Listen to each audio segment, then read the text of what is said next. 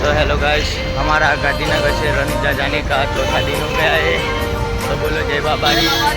हम हैं अभी दिशा में, देख सकते हो आप दिशा के नज़ारे।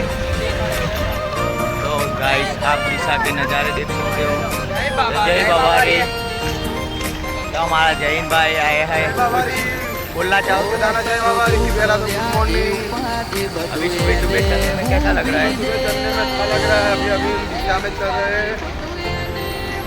बोलो तारो दुख व्याधि उपाधि बधु एने हूँ भाई आ रहा है। भाई कुछ बोलना चाहोगे आज? जय बाबा री। दुकान वाले देख सकते हैं आप, जय बाबा री बोल रहे हैं सब।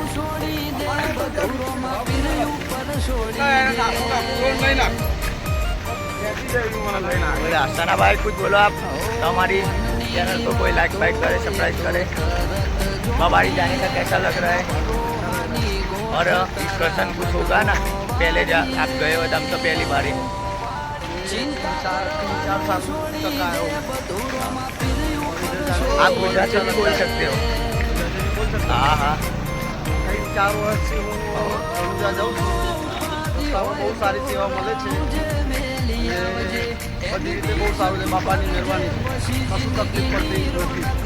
जय बाबा री। विशाल भाई आपको पहली बार आया, कैसा लग रहा है?